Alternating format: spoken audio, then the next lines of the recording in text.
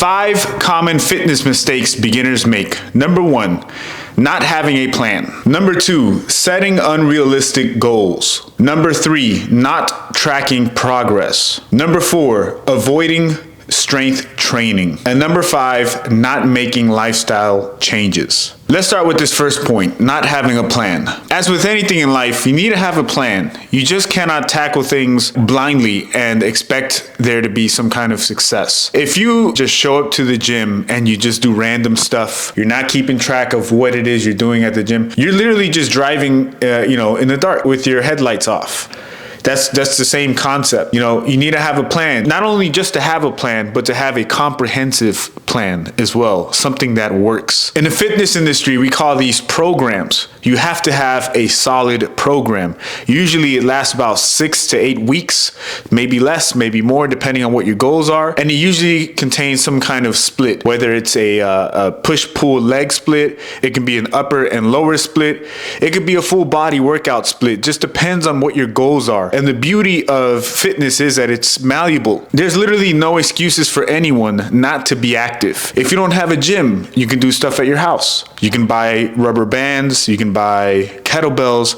There are so many options out there that there is no excuse for not one person on this planet not to be active in some way, shape, or form. And that is the beauty of fitness. So number 1, if you want to be successful, you have to have a plan. Without a plan, you're kind of working against yourself. And this is the number 1 reason why people quit. They either don't know where to start, or when they do start, they get overwhelmed. And this leads people just to give up altogether. They say, this is why working out is not for me. I don't know what I'm doing. Worst case scenario, if you don't know where to start, hire a coach.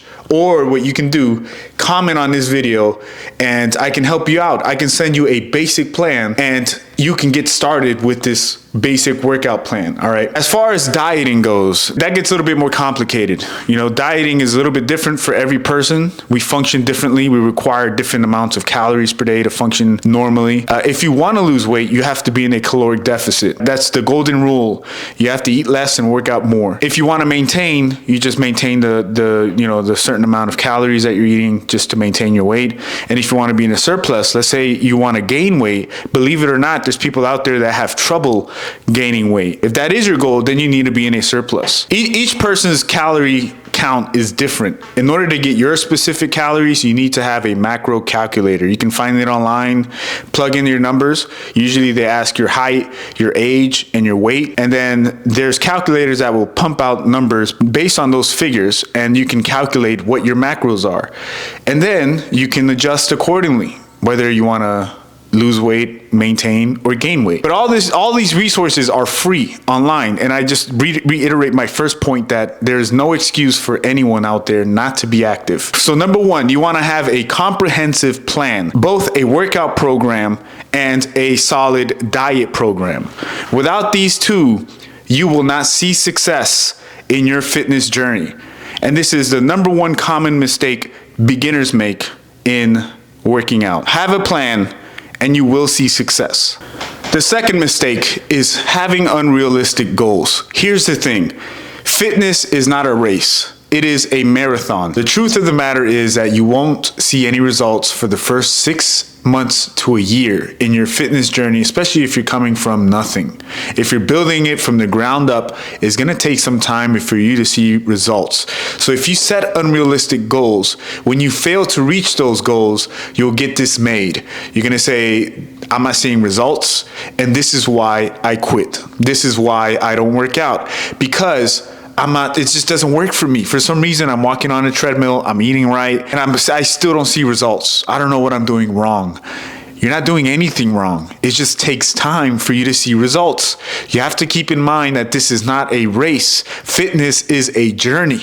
It is a marathon. And for you to see results, realistically, even if you're working out consistently and eating right, it will take about 6 months for you to see any real change in your body, in your composition, and significant weight loss. 6 months, it'll probably take a year for you to be like, look back and damn, I look completely different. But if you stick to the plan and you create realistic goals, you will 100% reach those goals. You cannot look like The Rock overnight. That's just not how our bodies work. Don't expect for magic to happen overnight. There's no such thing as some kind of magic pill you can take. There's something called the law of thermodynamics, and within this law, there are sub-laws. And one of these sub-laws is the law of conservation of energy, which states that energy cannot be neither destroyed or created. Rather, energy can be transferred.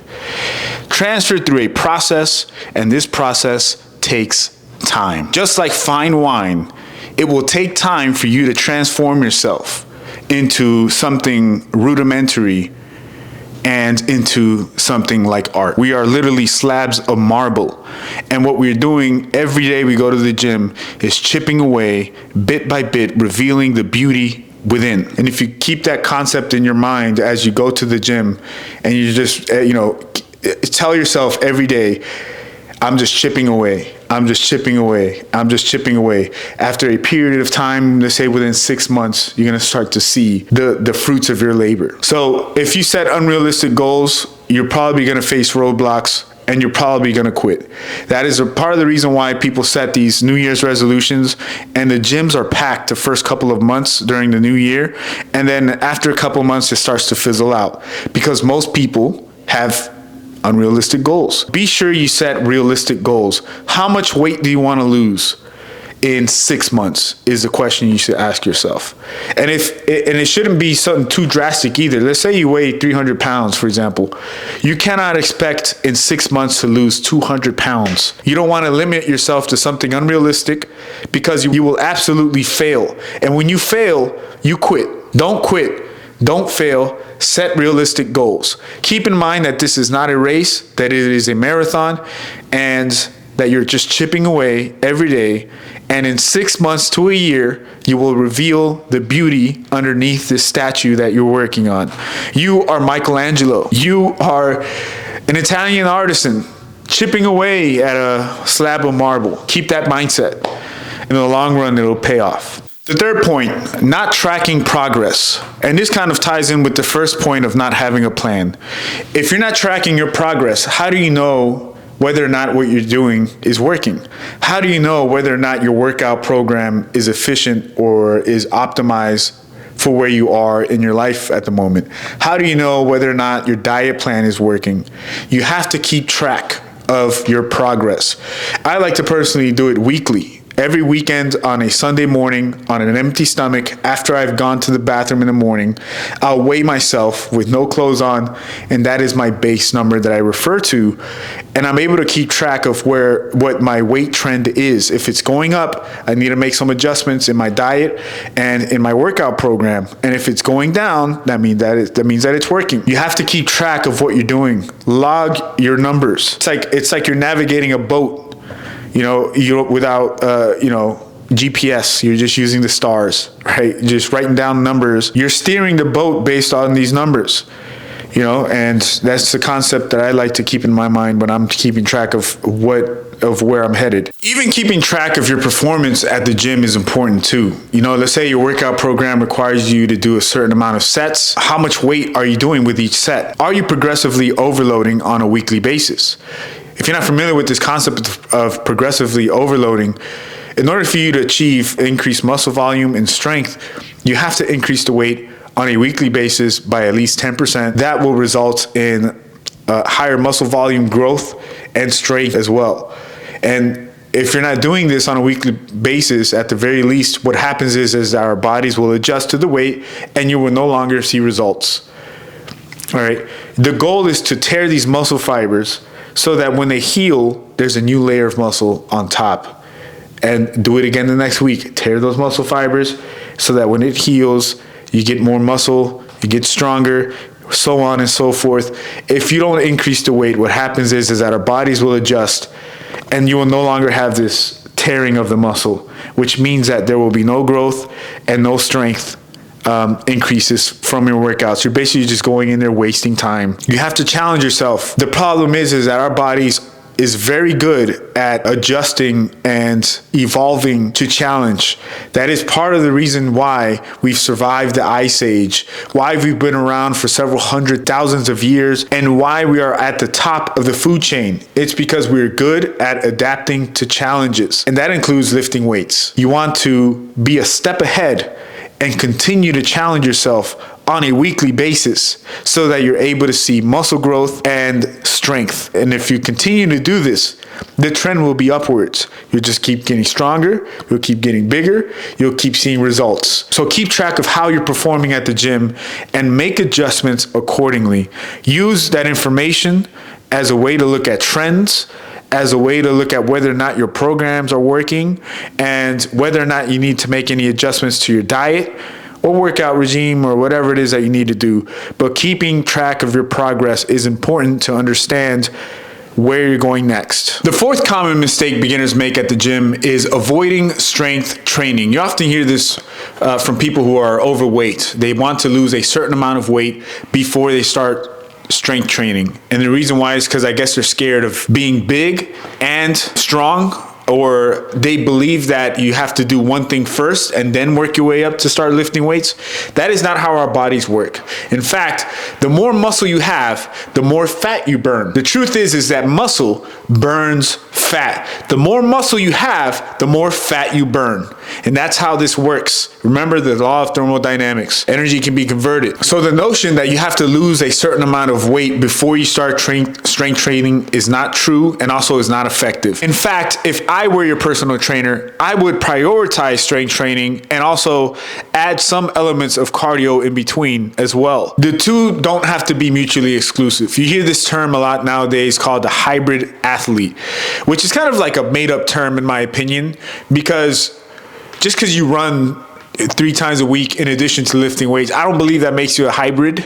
You know, I think like people like to label things and create subcategories of stuff when it's just needless. You know, like you could just be an athlete overall and not have to add hybrid in between, because I also consider someone that is a weightlifter or power lifter. Those people are also are athletes as well, in my opinion.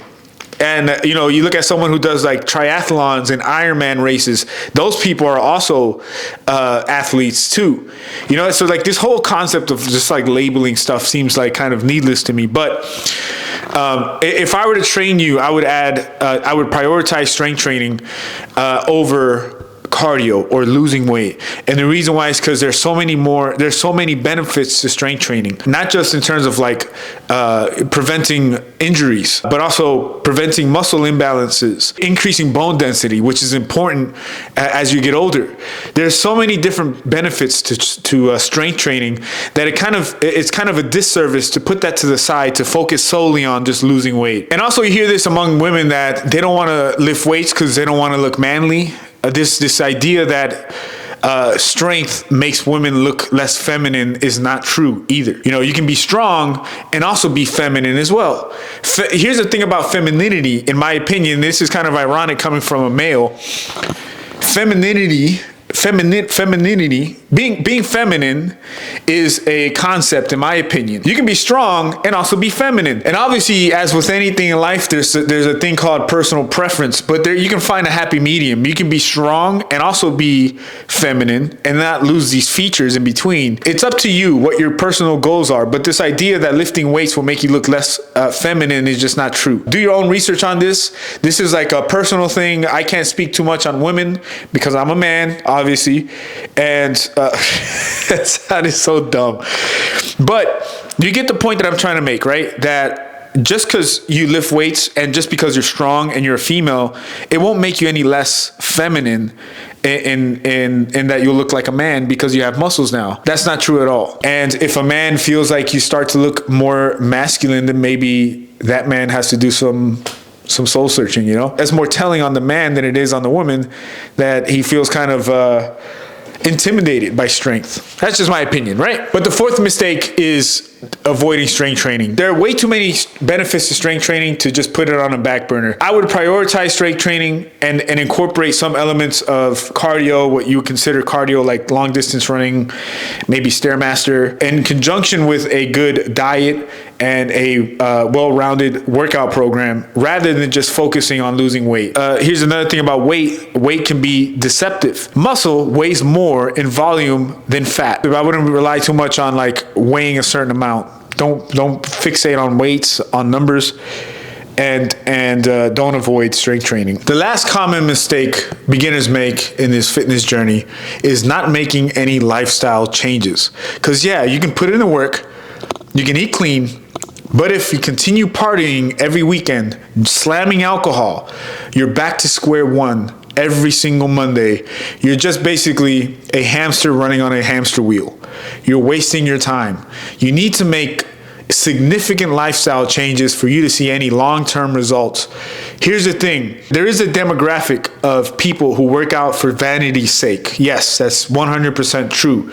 But then there's the other demographic that understands that it's beyond how you look in the mirror. All right? I consider myself to be part of this demographic. I understand that I'm working out not just because I love to be active, but also because I know that when I'm older, I'm going to live a better life than someone who's sedentary. And I have a prime example in my father, right? My dad is an older guy. He's in his close to his 80s. Lives a sedentary lifestyle, sits on his chair all day, watches TV, and he's basically just rotting away on this chair. And every time I see him, I'm like, I cannot live this life. I cannot. And now he's at a point where it's hard for him to get up. His knees are constantly in pain. He's having difficulty walking. There's certain foods he can't eat anymore because they have adverse effects on him. And it's just not a life that I want to live. I want to live life to the fullest. And that requires me to stay active. And it's more than about just having a six-pack or how much weight I can do on a deadlift or looking good on a beach. To me, being active is everything. If I'm not able to run, be out in the sun, ride my bike, lift weights, I will literally fall into a depression because I've made it part of my lifestyle. Even when nobody is watching, there's stuff I do that I don't post often because I don't do it for anyone other than myself. When you put vanity aside and you no longer do it for other people and you start doing it for yourself, your perspective changes. It changes on everything, all right? The way you see fitness, the way you see dieting, the way you see your lifestyle, the decisions you make in your life. All these things change when you start to do it for yourself. And even more so, let's say when you have a child, you think about when you're at an age where your kids have kids, will you be able to pick up your grandkids? Do you want to live a life where you're able to play with your grandkids, interact with them, live a long, healthy life so that you can experience at the very least some semblance of knowing your grandkids, like some idea of who they are. And, these are things you should be thinking about now. And it seems kind of, if you're younger, it makes it kind of like, what is this guy talking about getting older? This is the reality of life. Father Time is undefeated. We're all going to get there, and these are things you have to think about now. You have to make lifestyle changes because these changes will have lasting effects on your journey. Remember, this is not a race, this is a marathon. And if you don't make lifestyle changes, you're going to have a hard time. You're going to find yourself back at square one often. If you don't have these priorities in order, if you don't make these changes in your lifestyle, you're not going to see long-term results. And that's just the truth. And it doesn't have to be overnight either. Again, there's certain steps you have to take to slowly and gradually wean yourself off of living your former self. And like a caterpillar in a cocoon, you emerge as a butterfly. And it sounds cheesy, but that's the way you have to look at it, because that's what happens. You leave your old lifestyle behind, and you embrace a new one in fitness, in being active, in living healthy. And not just like physically, but also mentally too. Cut out the stuff in your life that affects you mentally. Anything that is poison, remove it from your life. Whether it's media, whether it's pornography, whether it's whatever you got to do. These are things that affect your life physically, mentally, spiritually. And these are things you need to make sure you have in order, because if they're not in order, you're not going to see much progress. There's several resources out there you can use for mental and spiritual health. You can see a myriad of counselors and therapists out there. There's resources are abundant out there. You just have to go out and look. Books, articles, papers, all of these things are out there. Several free resources too. You know, but this is like beyond my pay grade. So this is something you're gonna have to do on your own. I can only point you to the pasture. It's up to you to walk there. And when you're there, that's where you're gonna find everything you need. So make sure that you make the proper lifestyle changes you need to have long-term success in fitness. All right. Well, I hope I was able to encourage some of you guys to get in the gym and stay active. But I hope this video has some value to you and that I can motivate some of you guys to go to the gym. And yeah, keep it pushing forward. If you have any questions, put it in the comments. Write to me on my socials. I'll get back to you eventually. And yeah, we'll make it happen. So thank you for watching. Subscribe, like, all that good stuff. And see you in the next video. Well, I think the next one will probably be like a vlog style video. We'll see. But thank you guys for watching, and stay active.